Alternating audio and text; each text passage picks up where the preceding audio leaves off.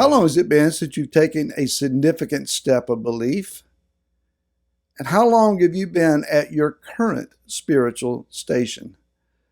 Hi, this is Barry Phillips with 10-Minute Torah and day number 4 of Torah portion Devarim. Yesterday we tried to answer the question, what is it that causes one to walk in circles, taking another lap around the mountain?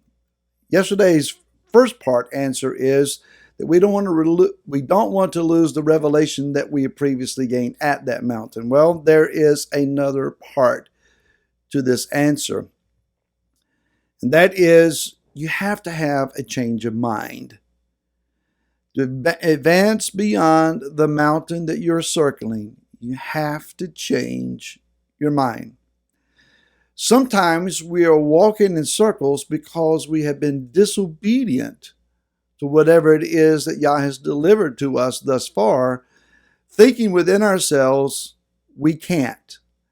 That was the message that the spies brought back to Am Israel, and they believed them, saying, we can't go in because we're not able to. Yah says, it's not that you can't, but you won't. You will not, but your children will. I don't want to hear the voice and the promise of inheritance of the land and of the kingdom and say, I can't do this, and it fall to another generation. Please don't bury me in the wilderness. I want to go inside. So we have to have a different attitude and a change of mind about what Yah has called us to, or else we'll take another lap around the mountain, walking, but not really going anywhere. You can call it spinning your wheels. You can call it walking in circles. I call it a waste of time. Now, we all also may be aware that we may lose a generation of these thinkers, that the mountain is good enough before we're able to go inside. In other words, you and I have to come to a place where the status quo is no longer acceptable for us.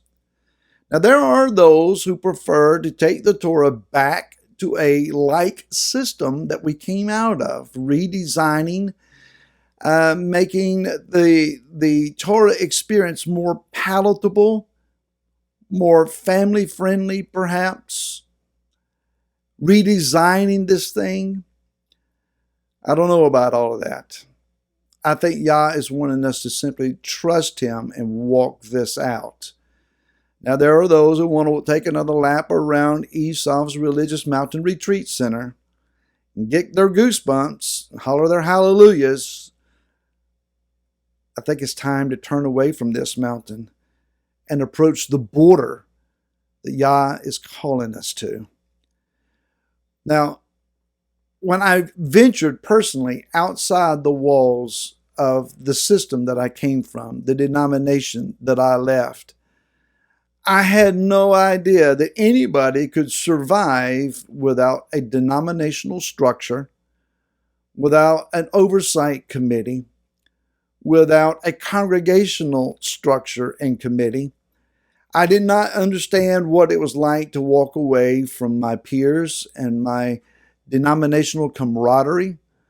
After all, I had spent years trying to get to the place of acceptance, being noted, being accepted, being received as a peer, having place on boards, serving at levels on a state level function. I'd finally gotten what I thought I wanted. And now that I had it, Yah was asking me to let it go. I didn't understand how I could do that. What is it like to get out there all by yourself? What is it like to have to determine what truth is without a church minute book with guidelines and pre-discovered doctrinal truth? What is that like? I remember walking out of the state headquarters where I had just surrendered my credentials and my ordination. And I was walking away from that which I'd been a part of for 40 years. 40 years. I reached for the door handle on my automobile and thinking, Father, I don't have anybody else but you. I'm all by myself. And as I sat in the driver's seat, the realization that came over me, Father, you're all that I need. More than I need this big fancy building behind me with officials and titles and denominational ordination certificates and the official everything. I need you. I can tell you that for the last 18 to 19 years, that my Creator, our Heavenly Father, has proven Himself faithful. I have lost nothing. I have gained everything. And I have found Him to be faithful. I can take another lap around the mountain, or I can take a turn of direction and put my eyes on the border that is before me, and I can go for it. Let me encourage you.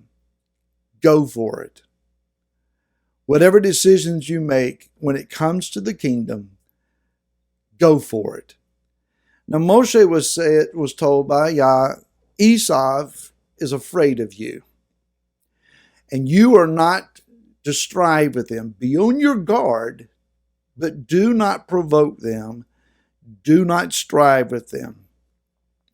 It is not your or my calling to go back where we came from and stir up a debate that we think is going to cause someone's eyes to be opened and they suddenly get revelational truth.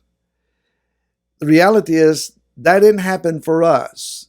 Yah spoon-fed us a half a nugget at a time until we developed an appetite for what it was that He was offering. Once our hearts began to yearn for more, He gave us the more. If someone doesn't have an appetite, if the Ruach has not stirred someone's heart, if they're not being moved along this path, it's not your or my job to do the moving. We do not enable someone to hear more truth by provoking them, prodding them with our revelation stick. That's not our calling. Yah says, don't strive with them. Stop the arguments. Stop going on social media and posting memes that are intended to stir up someone's angry response so that you can have a debate with them online and feel like you win in the end. We accomplish no kingdom anything in that regard. The greatest thing that you and I can do to help someone else's eyes to become open or their ears to become receptive to what it is that Yah is saying and has said to us is to walk out this Torah lifestyle experience with Messiah in our hearts with a smile on our face. Now, wearing a mask in public may hide the smile, but there should be some light in our eyes.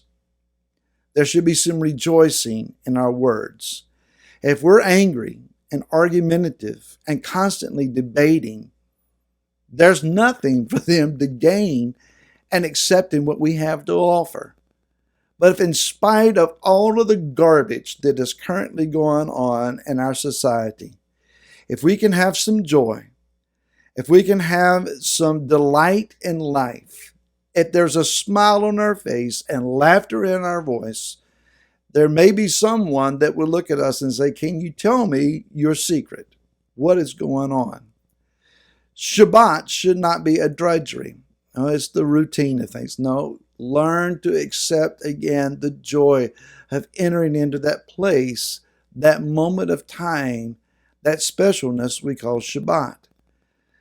The feast days are more than Passover or Pesach and Sukkot. There's a lot in between. We need to embrace them, rejoice in them, and celebrate them with great joy. Even Yom Kippur. There needs to be something special about sitting and dining with someone, not arguing over the menu. What are we going to do? Are we going to be terrorist with the Torah?